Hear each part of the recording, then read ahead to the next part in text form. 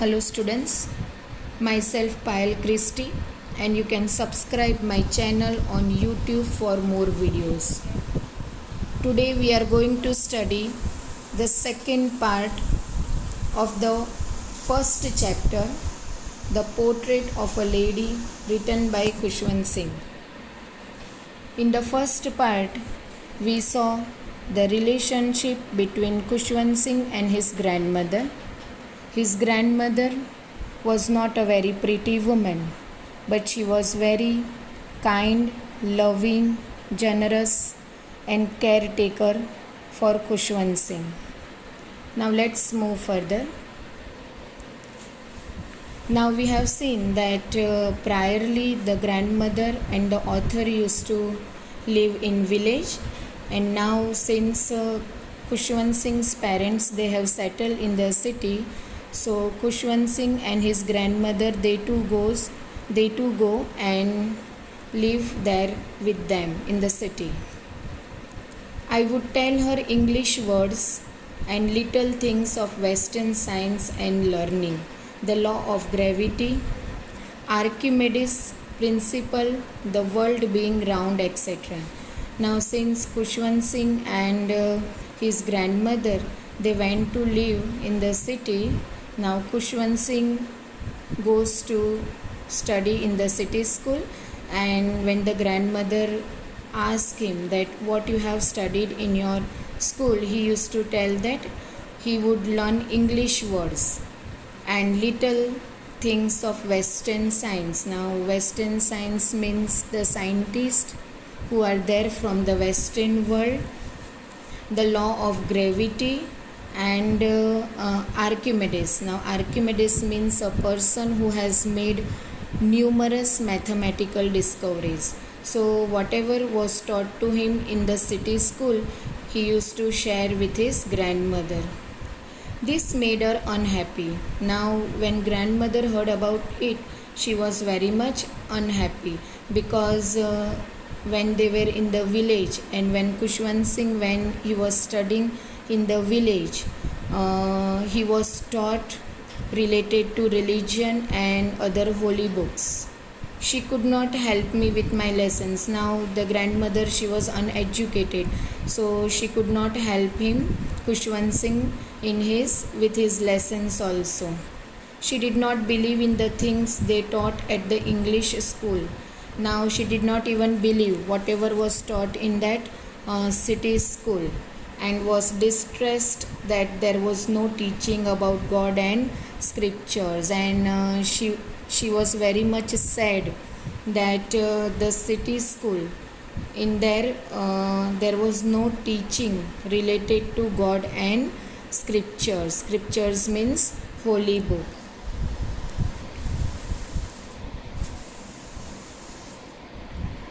One day I announced that we were being given music lessons. Now one day he also tells his grandmother that they were taught music also. She was very much disturbed. Now hearing this, she was very much sad. To her, music had lewd associations. It was the monopoly of harlots and beggars and not meant for gentle folk. Now according to the grandmother, the music had lewd associations, means the music was connected with the vulgar things.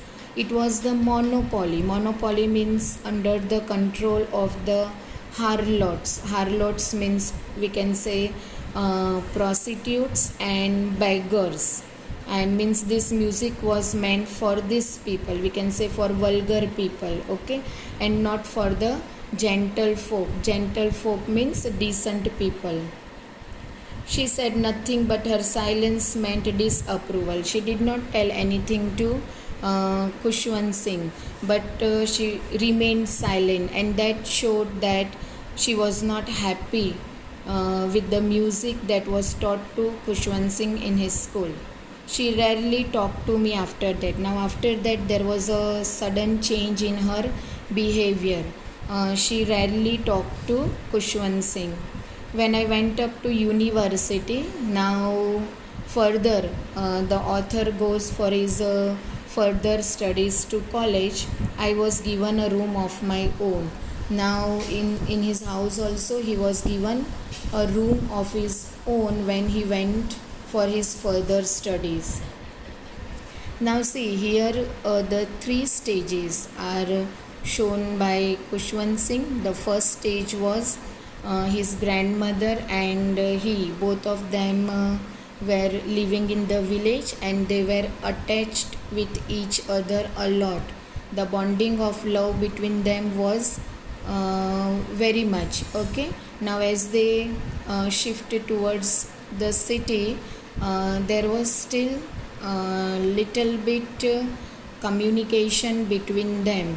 Okay, there also they used to share their everyday's activity. And in the third stage, now when the author is moving for his further studies, that is in university college, now the author was given a separate room. Now here the bonding of love between them breaks, and let's see what happens further. While she sat in the veranda breaking the bread into little bits. Now since grandmother went to live in the city, she started her own activity, that is breaking the bread into little bits. Okay, and hundred of little birds collected round her, and hundred of little birds used to come to eat those bread crumbs, creating a veritable bedlam of chirruping. And when these birds used to come to eat those breadcrumbs, there would be a lot of noise or confusion, we can say. Veritable bedlam means a lot of noise or confusion. Some came and perched on her legs, means some birds used to sit on her legs and others on her shoulders. Some even sat on her head, and some birds used to sit on her head. She smiled but never shooed them away. Shoot them means drove them away. And she was very much happy because these birds were only there to accompany her in the city. It used to be the happiest half hour for the day for her. Now giving the breadcrumbs to the birds, okay, and that was only the happiest half hour of the day for her, and she enjoyed feeding the birds. When I decided to go abroad for further studies, now after his college, Khushwant Singh, he decided to go abroad for his further studies. I was sure my grandmother would be upset. Now he was definitely sure that when he would tell this thing to his grandmother, she would be surely upset.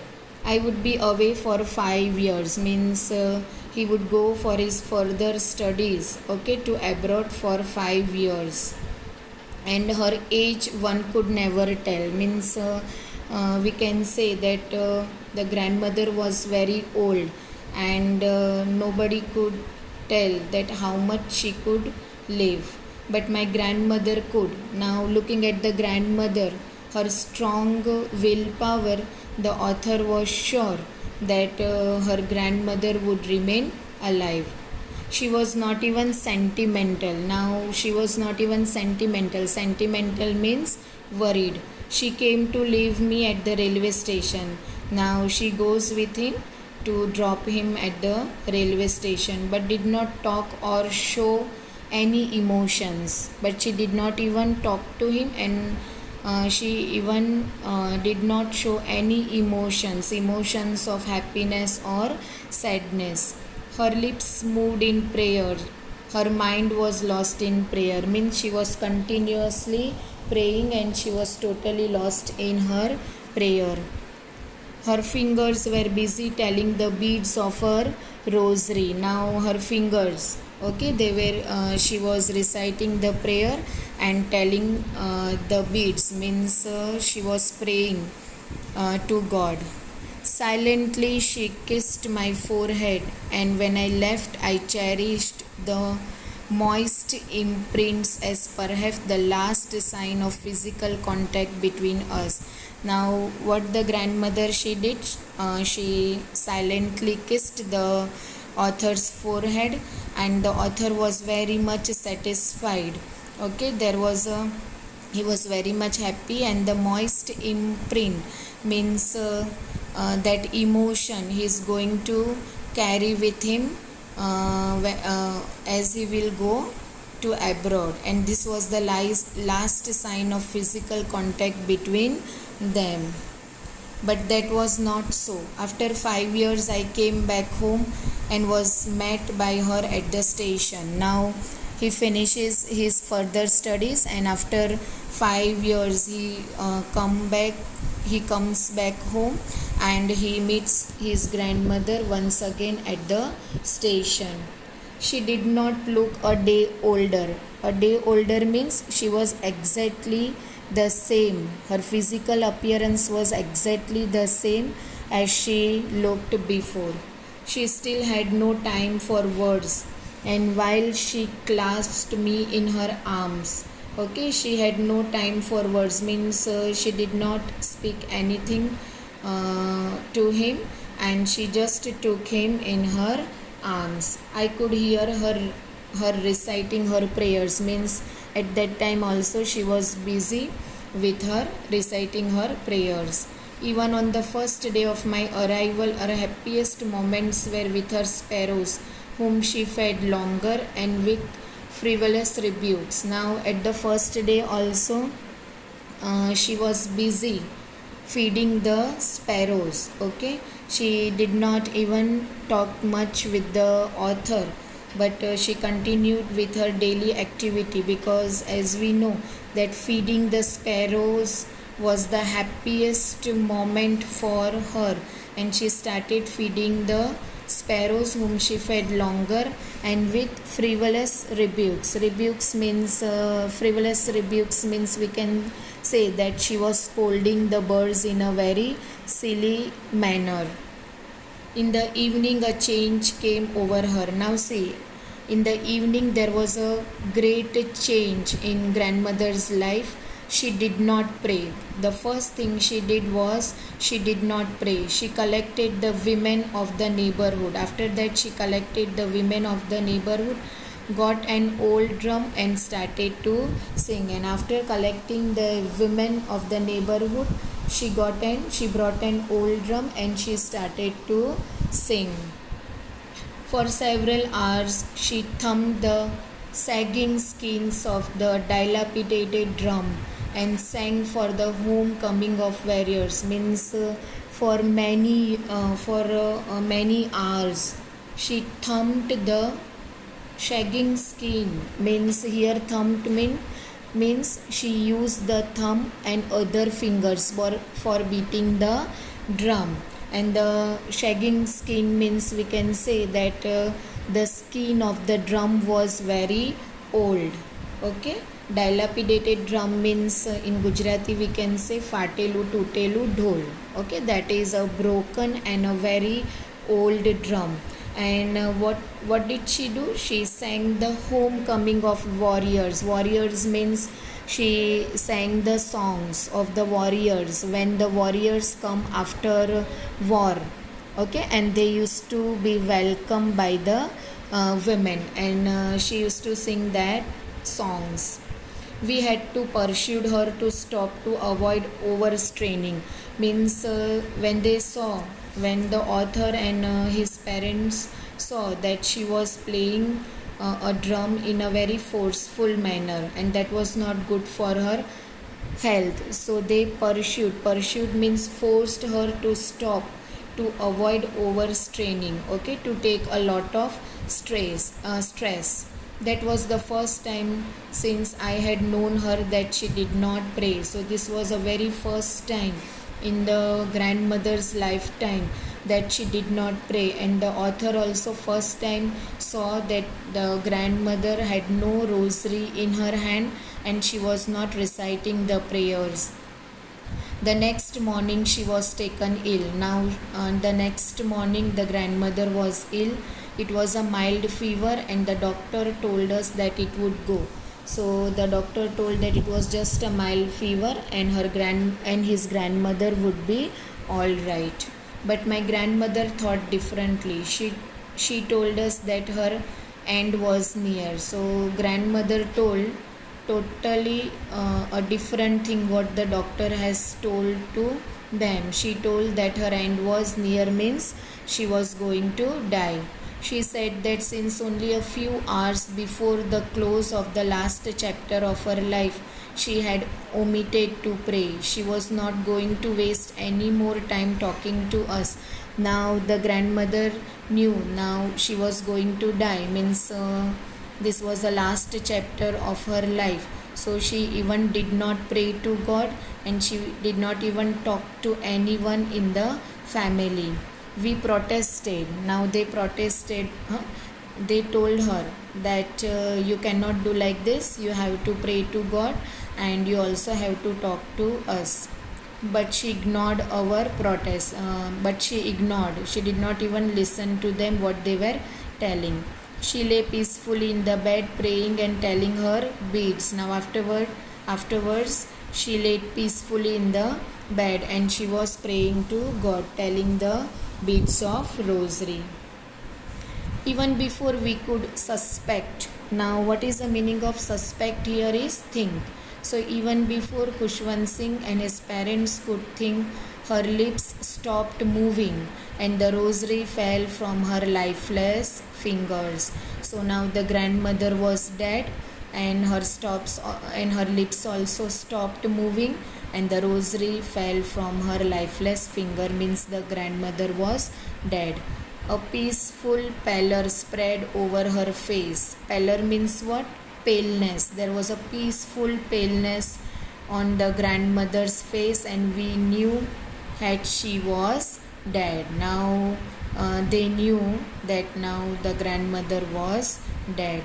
We lifted her off the bed, and as is customary, laid her on the ground. So according to their custom, they lifted her from the bed and laid her on the ground and covered her with a red shroud. Shroud means cloth. So they covered her with a red cloth according to their custom.